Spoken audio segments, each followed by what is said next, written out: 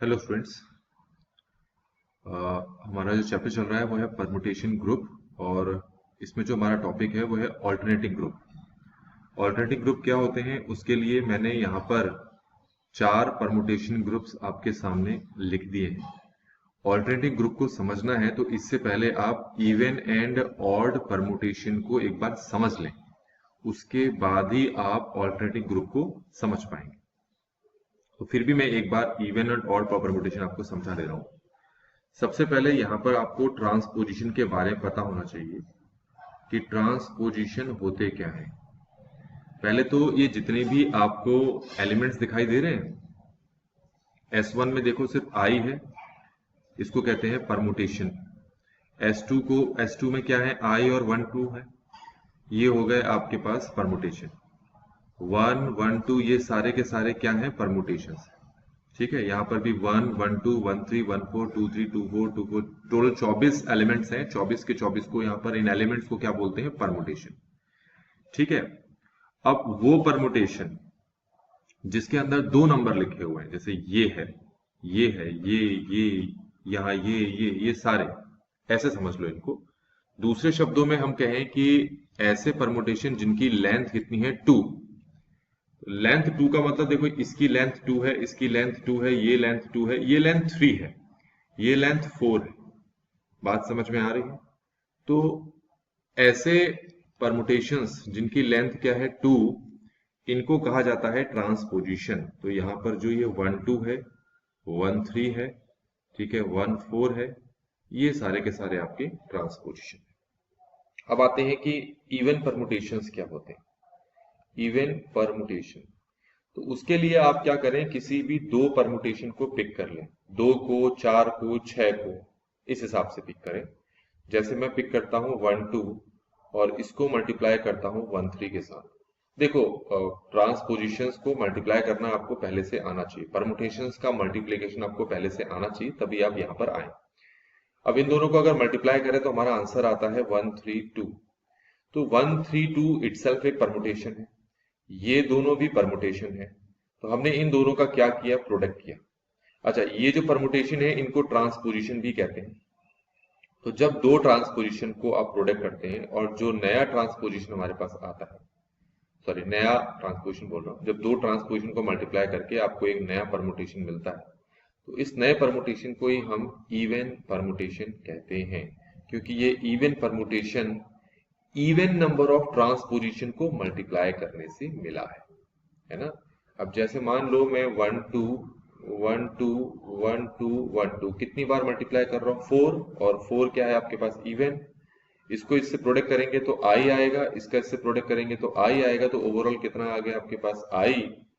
तो देखो, आपने इवन टाइम्स इनका प्रोडक्ट किया और आपको आई मिल गया, तो आई भी क्या है, एक इवन परमुटेशन है। तो ये आपको सारी की सारी बातें यहां पर समझ में आ गई। अब सबसे पहले वाले पे आ जाए। सबसे पहले वाला जो ग्रुप है, S1 ग्रुप, पहला परमुटेशन ग्रुप है आपके पास S1, उसमें सिर्फ क्या है, आई है। तो आई है, तो आई अभी बता दिया, आई एक इवन परमुटेशन है। तो ऑल्टरनेटिंग ग्रुप का मतलब होता है कि ऐसे सेट, ऐसा ग्रुप जिसमें सिर्फ और सिर्फ इवन परमुटेशंस हों। तो S1 अगर आई है तो A1, हम अल्टरनेटिंग ग्रुप को AN से डिनोट करते हैं, तो A1 हमारे पास क्या हो जाएगा, ये भी I हो जाएगा। जैसे S2 में I और 1 2 है, तो A2 में सिर्फ I होगा, क्योंकि 1 2 एक ट्रांसपोजिशन है और ऑड है, ये इसको ऑड परमुटेशन भी कहते हैं। S3 में देखो, तो उसके लिए A3 एक तो I बनेगा, एक 1 2 3 बनेगा और एक 1 3 2 बनेगा। तो A3 के अंदर ये जो तीन परमुटेशंस हैं, ये तीनों की तीनों इवन हैं। तो इवन परमुटेशंस का जो सेट होता है उसी को हम ही ऑल्टरनेटिंग ग्रुप कहते हैं। ऐसे ही ये जो S4 दे रखा है, इस S4 से आपको कुछ एलिमेंट्स को अलग करना है और एक नए सेट के अंदर रखना है, जिसको हम A4 कहते हैं।